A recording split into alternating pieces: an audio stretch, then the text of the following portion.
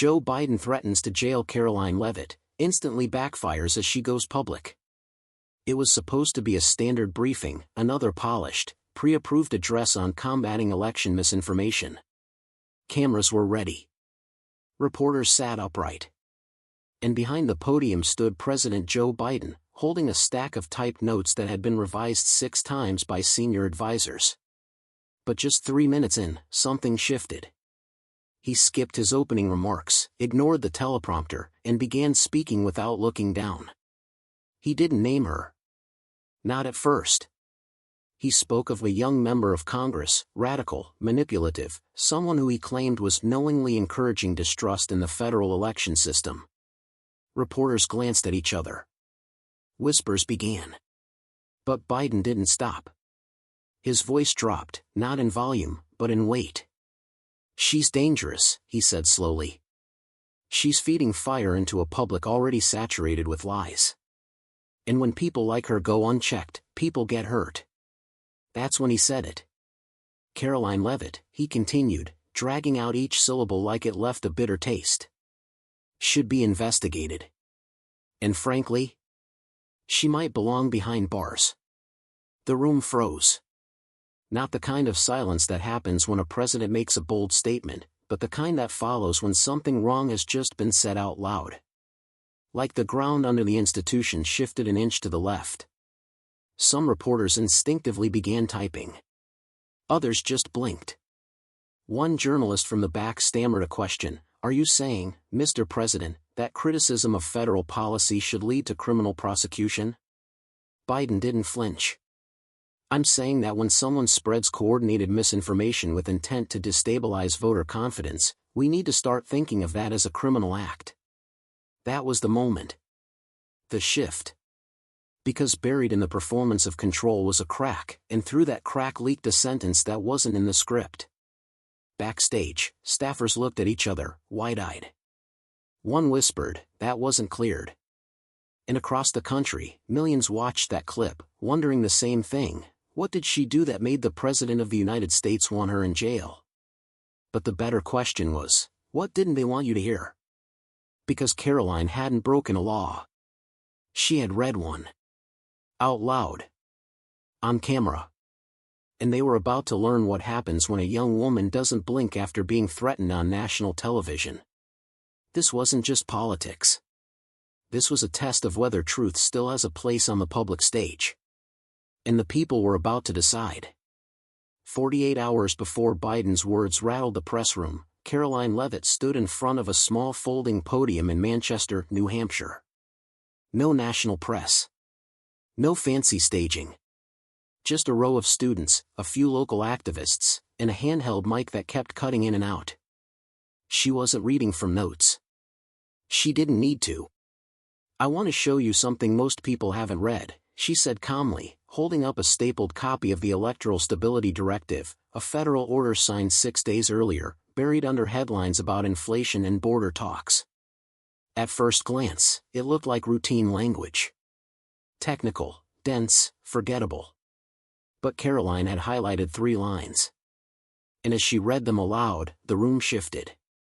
In instances of verified digital misinformation activity, the federal government reserves the right to deploy electoral safeguards including, but not limited to, polling station relocation, message flagging, and rapid response security protocols in high-risk zones. She looked up. Sounds like a safety measure, right? But who defines misinformation? Who decides which zones are high risk? And who exactly are these protocols protecting? No one interrupted her. Karoline pointed to another clause, one even more vague. It referenced speech activities that interfere with electoral trust. She paused. That's the part that matters. Because if they decide that asking questions is interference, then you just criminalize doubt. A student raised his hand. "Why hasn't anyone talked about this yet?" Karoline didn't smile. "Because it's dressed up in neutral language. Because it sounds like order.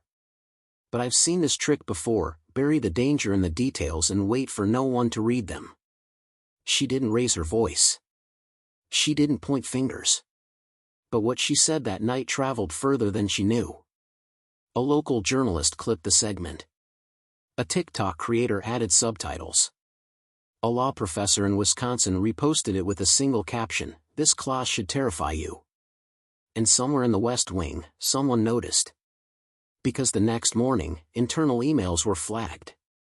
2 DOJ analysts sent early warnings. One read, "She's building a narrative. Fast. Watch her feed." And by the time Biden stepped up to that microphone, Karoline had already struck a nerve they never wanted exposed. Karoline didn't rush to respond. She didn't tweet. She didn't post a graphic. She didn't schedule a press conference. She watched the president's words in silence, twice. Once alone, and then again with her chief of staff in the room. When the clip ended, she didn't flinch. "Tomorrow morning," she said. "We go live. No edits. No filter." At exactly 8:16 a.m., Karoline Leavitt looked into the camera on her phone and began speaking. Her desk was bare. No flags behind her. No flashing headlines. Just a worn copy of the executive order, a yellow highlighter, and a voice that refused to tremble. "I've been called a lot of things," she began. "But this morning, the President of the United States said I might belong in jail. So I want to speak clearly, not just to him, but to all of you." She held up the directive, pages marked in dog-eared. "This is the law they're using.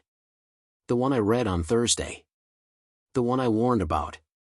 She flipped to the clause about misinformation zones and polling relocations. Then she underlined it on camera. "This sentence," she said slowly, "gives the government the power to shut down a voting site in any sensitive district based on a tweet. A rumor. A meme." She looked directly into the lens. Think about what that means. One online post, real or fake, and they can move your polling station. Or close it. Or mark your vote as disputed. Her tone wasn't defiant. It was focused. Measured. As if she were teaching a civics class to a room full of people who'd never been told the rules could be rewritten without them knowing. Then she opened her email inbox and shared her screen. 2 messages. One from a Department of Homeland Security staffer, "Maintain operational discretion in responding to narrative pushback from high-risk congressional districts." The other, Representative Leavitt's ongoing public remarks threaten narrative cohesion. "Prioritize monitoring and de-escalation." Karoline paused. "Narrative cohesion," she repeated. "That's what they're defending. Not the truth. The story they want you to believe." She didn't yell. She didn't cry. She just let the weight of her words fill the room. "I'm not scared of jail. I'm scared of silence. And you should be too." She ended the stream after 15 minutes. By the time she put her phone down, the view count had already crossed 70,000. 2 hours later, it was over 500,000. By noon, hashtags like #LetKaroline_Speak, #ThisIsSuppression, and #TruthIsNotTreason were trending across every major platform. In a cafe in Maine, a retired nurse watched the video on her tablet and whispered, "She's the first one I've believed in years." In a barbershop in Detroit, a high school senior pulled up the clip and said, "Yo, she just broke it all down." And in a conference room in the West Wing, 3 aides watched the numbers climb and said nothing. Because this wasn't a controversy anymore. This was ignition. It didn't spread through headlines first. It spread through people. A 6th-grade teacher in Asheville paused her homeroom lesson to play Karoline's live stream. A cashier in Montana printed out the executive order and taped it near the register with a note that read, "Ask me what this means." A church bulletin in Louisiana included a transcript of Karoline's remarks beside the week's sermon. She hadn't asked anyone to march. But by noon, they were. In Omaha, a dozen parents pushed strollers past City Hall, holding handmade signs that read, "Read the fine print and free speech isn't dangerous." In Atlanta, college students projected her live stream on the side of the student union. In Boise, an elderly couple stood in silence outside their local courthouse, holding a copy of the Constitution between them. It wasn't loud yet. But it was everywhere. Inside the White House, the shift was impossible to ignore. The viewership map on the press team's dashboard was glowing red in places no one had expected: rural Ohio, coastal Maine, parts of Arizona. Deputy Communications Director Serena Miles stared at the screen and said what no one wanted to say. She cut through. The strategy room fell silent. President Biden wasn't in the building. But his top advisors were. And the mood was no longer annoyed, it was unsettled. They had seen opposition before. Protests, hashtags, cable news segments. But this felt different. Karoline hadn't accused. She hadn't shouted. She had calmly laid out the order, read it aloud, and let the public decide. That made it harder to spin. One aide suggested calling the video misleading. Another drafted a tweet blaming right-wing misinformation tactics. But by then, even moderate journalists were reposting the clip. Not to critique it. Just to ask, is this true? The legal counsel's office received 6 media inquiries in 1 hour. 1 from Reuters. 2 from constitutional law blogs. And 1 from a civil rights organization with 200,000 members. An emergency strategy call was scheduled. But no consensus formed. Every attack they planned sounded like confirmation. Every denial made the video more viral. And that's when the real panic set in. Because the protests weren't just growing, they were organizing. In Richmond, Virginia, 3 law students filed an emergency FOIA request for all internal communications related to the directive. In Milwaukee, a grassroots campaign launched a tool to let voters check if their polling stations had been flagged for reassignment. In El Paso, bilingual volunteers started recording PSA videos explaining the clause Karoline had read. Meanwhile, Karoline remained silent. No second live stream. No press tour. No tweet storm. She had already said what needed to be said.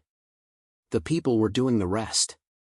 And in the rooms where power is supposed to be untouchable, that silence was deafening. Because they weren't just losing the story. They were losing control of the audience. They didn't try to disprove her. They tried to drown her. At 7:03 the next morning, Karoline's phone buzzed. Not a news alert. Not a calendar reminder. A single text from a campaign volunteer in Wisconsin. They're coming for you. It started. Karoline clicked the link. The headline was on a fringe politics blog, Leavitt funded by dark money PACs with foreign ties. No sources. No dates. No facts. Just grainy screenshots of FEC filings, public, old, already disclosed years ago. But the goal wasn't accuracy. It was velocity. Within 30 minutes, the article had been copy-pasted into 6 other sites. Then picked up by a far-right YouTube channel.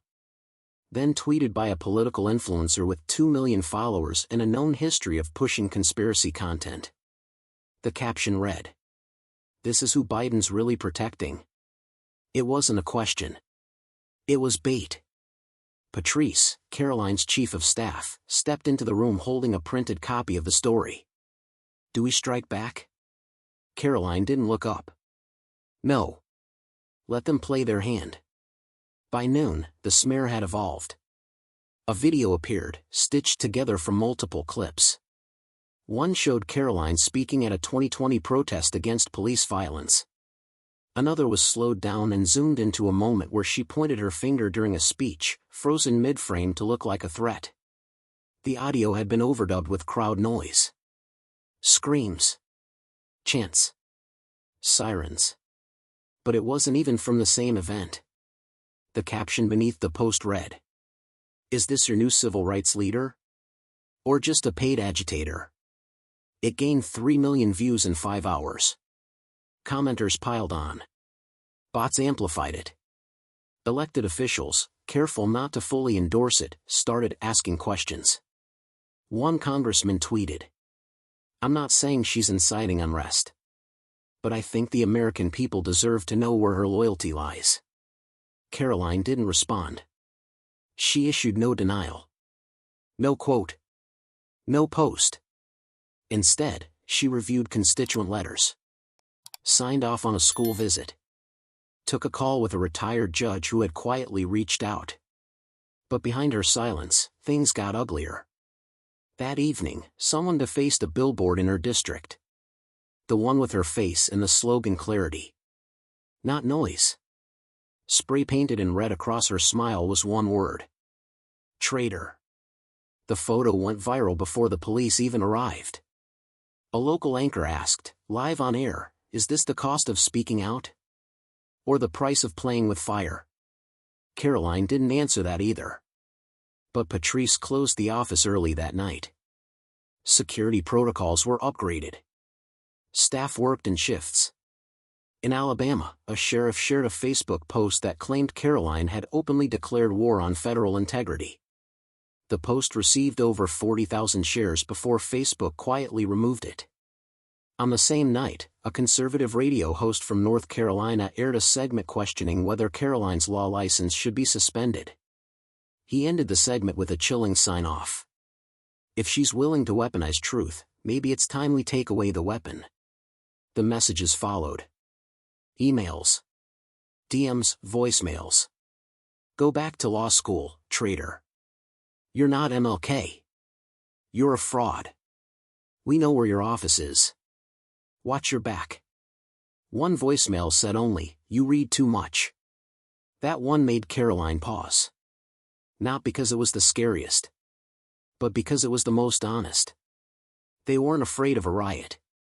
They were afraid of a woman with a highlighter. "Should we respond now?" Patrice asked the next morning, arms folded at the door. Karoline looked up from her desk. "Not yet. Let them empty the tank." And they did. By the end of the week, they were digging into her wardrobe. One pundit zoomed in on her earrings from the live stream, simple gold hoops, and claimed they were coded symbols of extremism. "They're $18 earrings," Karoline muttered when Patrice showed her the post. "The only thing extreme is the markup." But even through the humor, exhaustion crept in. The attacks didn't stop. They multiplied. A high-profile cable host called her a disruption to national peace. A retired general wrote an op-ed calling her tone irresponsibly calm. A former colleague from law school went on a podcast and said, "Karoline always thought she was smarter than the rest of us." The narrative was shifting. Not toward truth, but away from it. Because they couldn't defeat her with facts. So they tried to bury her in fiction. But something strange began to happen. In the comments beneath every attack, people pushed back. A veteran from Arizona, she read the document. "That's it. Are we criminalizing reading now?" A mother from South Carolina, "I don't care what party you're in. If a president threatens a citizen for using their voice, we've crossed the line." A librarian from Kansas, "If clarity is dangerous, maybe confusion is the point." And still, Karoline said nothing. Until one night, she posted a 17-second video. No filter. No intro. No music. Just her, seated, eyes focused. "If I'm being attacked for reading the law," she said softly, "what does that say about the law? And what does it say about the people attacking me?" She didn't blink. Didn't smile. Didn't flinch. She ended the video there.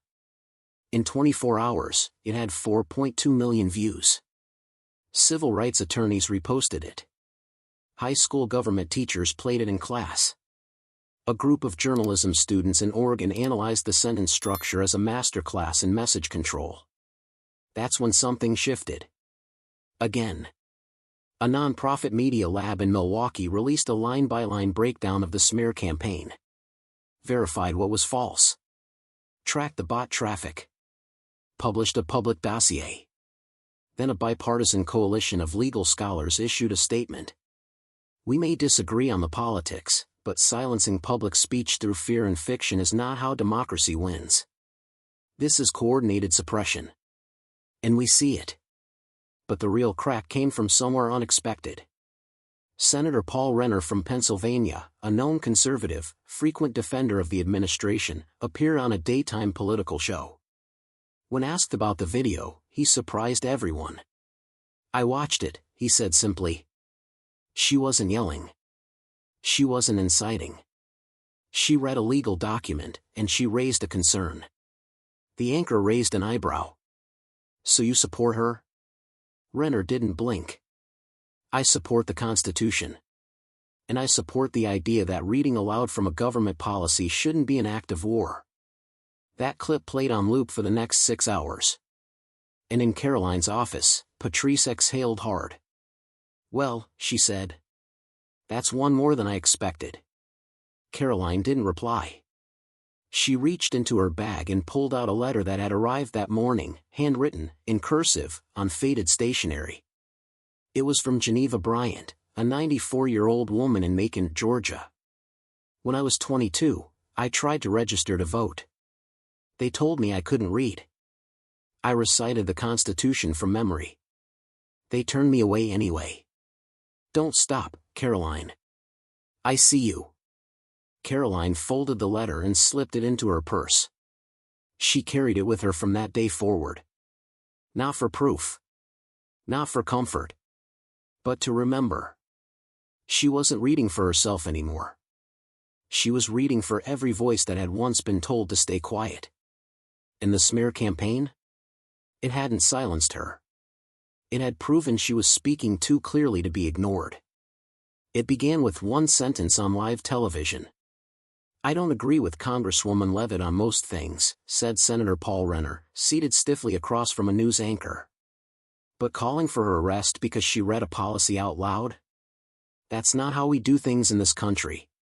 It landed like thunder.